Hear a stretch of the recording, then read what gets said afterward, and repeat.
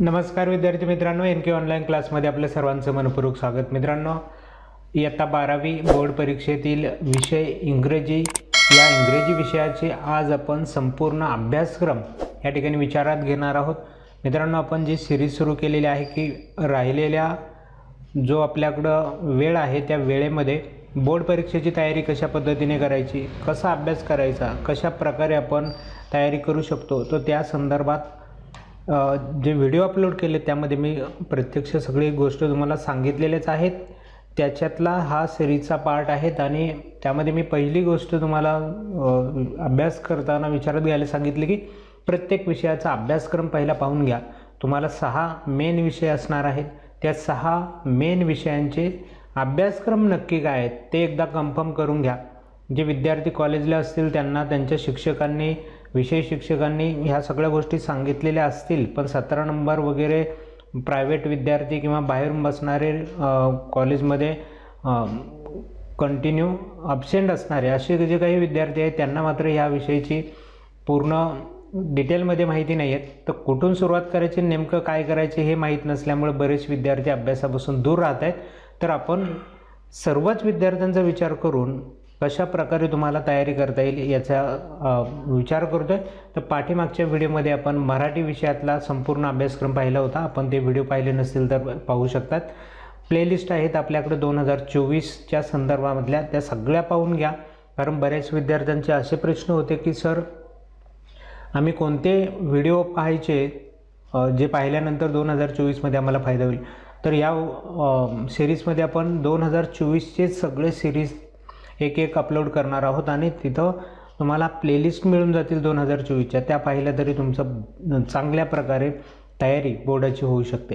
मित्रांनो, त्यामध्ये आपण मराठी विषयाचा अभ्यासक्रम पाहिला, आज आपण इंग्रजी ह्या विषयाचा अभ्यासक्रम विचारात घेणार आहोत। नक्की ह्या पुस्तकामध्ये इंग्रजीच्या काय दिलेलं आहे आणि बोर्ड परीक्षेला त्यामधलं काय विचारलं जाऊ शकतं हे अभ्यासक्रम पाहिल्याशिवाय आपल्याला कळणार नाहीत। तर पहिलं आपण ते समजून घेऊयात। पहा मित्रांनो, जसं मराठीमध्ये विभाग होते तसेच इथंही सेक्शन 1, सेक्शन 2 अशा पद्धतीने विभाग देण्यात आलेले आहेत, ते इंग्रजीमध्ये सेक्शन नावाने देण्यात आले। तर पहिला जो सेक्शन आहे तो आहे प्रोज, म्हणजेच पाठांवरती आधारित असलेला। मराठीमध्ये आपण जेव्हा विचार केला तर तिथं पाठ आणि कविता ह्या ज्या काही होते, म्हणजे गद्यपाठ आणि कविता ह्या मिक्स आपल्याला पाहायला मिळत होत्या। 2 विभागांमध्ये हे सगळं आपल्याला दिलेलं होतं, पण इथं मात्र सेक्शन 1 जो दिला आहे तो पूर्णपणे गद्यपाठांचाच दिलेला आहे। त्यामध्ये एकूण 8 पाठ तुम्हाला या ठिकाणी पाहायला मिळतील। त्यांची नावं, त्यामध्ये नक्की काय आहे, कशा संदर्भातला पाठ आहे ते तुम्ही एकदा पाहून घ्या, व्यवस्थित वाचा, मराठीमध्ये त्याचा अर्थ समजून घ्या, म्हणजे पाठ कोणता आहे तो तुमच्या लक्षात येतो आणि त्याच्यावरती जेव्हा बोर्ड परीक्षेत उत्तर येईल तेव्हा तुमच्या लक्षात येईल की हा कोणत्या पाठामधला उत्तर आलेला आहे आणि मग त्याच्यावरून गेस आपल्याला काही क्वेश्चनचं करता येईल, म्हणजे अंदाज घेता येतील की याचं उत्तर काय असू शकतं। इंग्रजी येत नसेल त्यावेळेस आपल्याला असे अंदाज लावून काही उत्तरं शोधायची आहेत, तिथं तुम्हाला त्याचा फायदा होईल। या 8ही प्रकरणांचे तुम्ही मराठीमधून अर्थ समजून घ्या। हा आपण नंतर स्ट्रॅटेजीमध्ये हा भाग येणारच आहे, तरी पण मी आता सुरुवातीला सांगतो आपण का हे सगळं अभ्यासतो। सेक्शन 2 म्हणजे दुसरा विभाग आहे तो पोएट्री, म्हणजे कवितांवरती आधारित दुसरा विभाग आहे। मी सांगितलं मराठीमध्ये हे दोन्ही मिक्स करून आपल्याला 2 विभाग एकत्र दिले होते। इथं मात्र पूर्णपणे पहिला सेक्शन हा गद्यपाठांचा आहे आणि सेक्शन 2 हा कवितांचा म्हणजे पोएट्रीचा आहे। इथेही 1 ते 8 पोएम तुम्हाला दिलेले आहेत, कविता दिलेल्या आहेत, त्याही एकदा पाहून घ्या।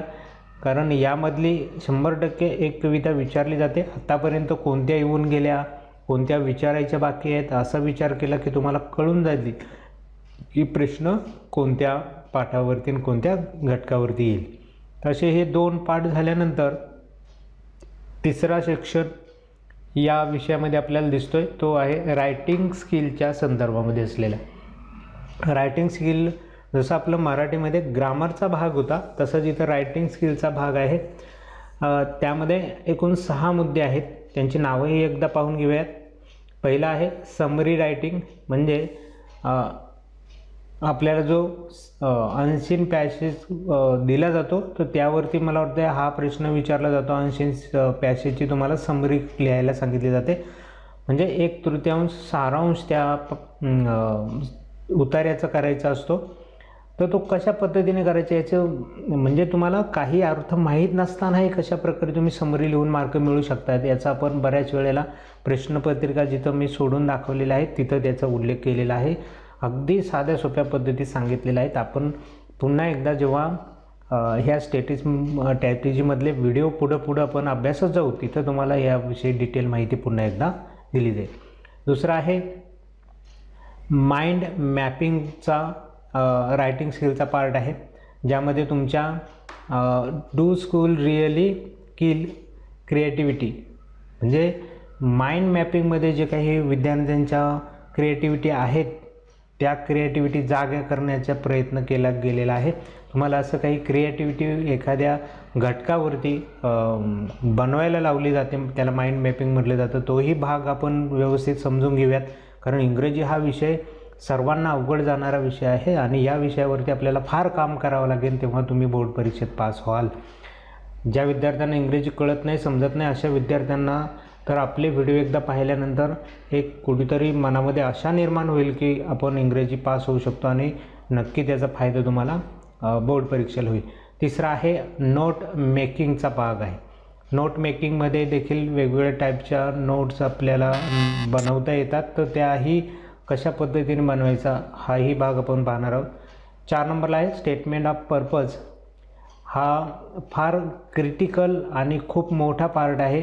त्याला पर्यायी क्वेश्चन आपल्याकडं उपलब्ध आहेत, तर आपण स्टेटमेंट ऑफ पर्पज हा पूर्णपणे ड्रॉप केला पाहिजे. याचा अभ्यासच करू नका. ते काय आहे हे एकदा समजून घ्या, पण त्याचा आत्ता तुम्हाला काही गरज नाही. त्याला पर्यायी प्रश्न आहेत आपल्याकडं आणि त्याचीच उत्तर आपल्याला लिहायची आहेत.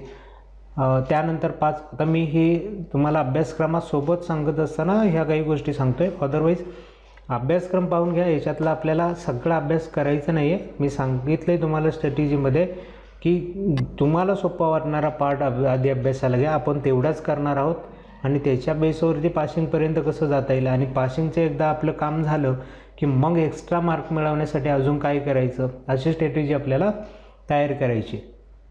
यानंतर पहा ड्राफ्टिंग अ व्हर्च्युअल मेसेज हा आपल्यासाठी महत्त्वाचा पार्ट आहे. हा आपल्याला सोडवायचाच आहे, तर तो कसा लिहायचा, कशा पद्धतीने ते बनवायचे यावरही आपण काम करणार आहोत. बरीचशी उदाहरणं तुम्हाला दिली जातील, त्याचा सराव तुम्ही करायचा आणि नंतर मी तुम्हाला एक सबमिट करण्यासाठी जागा देईल, तिथून तो माझ्यापर्यंत पोहोचवायचा आहे. डेलीचा अभ्यास तुमचा तिथं आपण करून घेऊयात.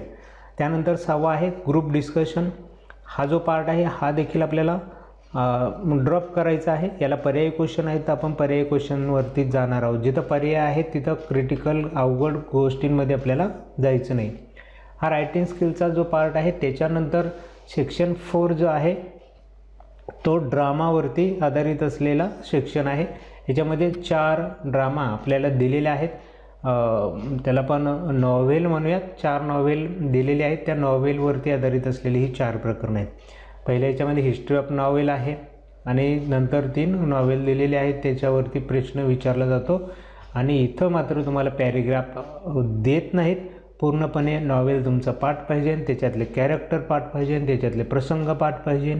यावरती आधारित प्रश्न 50 मार्क शब्दात उत्तरं लिहिण्याचे प्रश्न असतात. ते पाठच करून जावे लागतात आणि तिथं लिहावे लागतात. हा सगळ्यात जास्त अवघड विद्यार्थ्यांना वाटणारा पार्ट आहे. तर तोही कशा पद्धतीने आपण कव्हर करू शकतो, एकही प्रश्न लिहायचा न सोडून देता आपल्या पद्धतीने कशा पद्धतीने तिथं काम करून मार्क मिळवता येतील याचाही आपण प्रयत्न करणार आहोत. अशा प्रकारे मित्रांनो एकूण 4 सेक्शनमध्ये हा इंग्रजीचा सिलेबस तुम्हाला पाहायला मिळेल. मला वाटते बऱ्याच चांगल्या प्रकारे तुमच्या इंग्रजीचा सिलेबस लक्षात आला असेल असं मी गृहीत धरतो आणि आजचा व्हिडिओ आपण या ठिकाणी थांबवणार आहोत. यानंतर भेटूया पुढच्या नवीन इतर विषयांच्या संदर्भातील अभ्यासक्रमांची माहिती घेऊन. तोपर्यंत नमस्कार.